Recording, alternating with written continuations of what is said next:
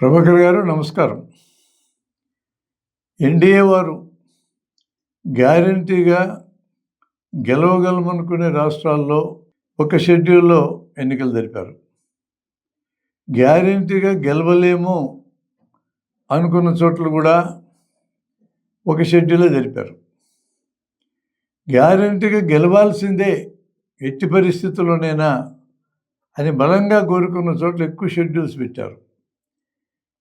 అక్కడ సర్వశక్తులు ఒడ్డడానికి ఎన్డీఏ వారి స్టార్ క్యాంపెయిన్లు అయిన వారు బాగా తిరగడానికి అవకాశం ఉండేటట్టుగా ఇలా ఏర్పాటు చేసుకున్నారు అని అనుకుంటున్నారు. ఇందులో వాస్తవం ఎంత? అలా కూడా మనం అన్వయించుకోవచ్చు. ఎందుకంటే మీకు తమిళనాడు ఉందనుకోండి, తమిళనాడు ఏం చేసినా కూడా అధికారంలోకి వచ్చేటువంటి ప్రశ్నే లేదు కదా. అందుకని ఒక దాంట్లో వదిలేస్తాం. ఇంకెలాగా రాదు మనకి అది. ఆంధ్రప్రదేశ్ మనకి అక్కడ ఉన్నటువంటి మిత్రపక్షమైనటువంటి తెలుగుదేశం బాగానే ఉంది, బాగా గెలుస్తుంది. మనం వారితో చేరాము, మనం కూడా బాగానే గెలుస్తాము. పెద్ద దాని గురించి పెద్దగా మనం ఇబ్బంది పడాల్సిన అవసరం లేదు. ఒడిశా ఏమైనా సరే దీన్ని గెలిచి తీరాలి, ఏమైనా చేయాలి. అక్కడ ఏమన్నా చేయాలంటే అక్కడ బలంగా 2-3 దఫాల నుంచి నాటుకుపోయినటువంటి బీజేడీని అక్కడి నుంచి తొలగించాలంటే సర్వశక్తులు వడ్డాలి. కాబట్టి ఆంధ్రప్రదేశ్ కన్నా కూడా తక్కువ స్థానాలు ఉన్నటువంటి చోట, పెద్ద వైశాల్యం కూడా పెద్దగా ఎక్కువ ఉన్నటువంటి రాష్ట్రం కాదు అది.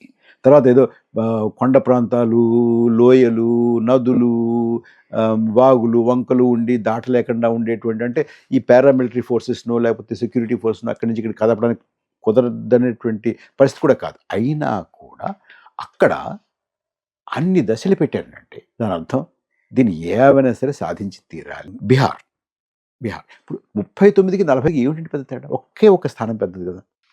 అలాంటిది 39 స్థానాలకేమో ఒక విడత పెడతారా,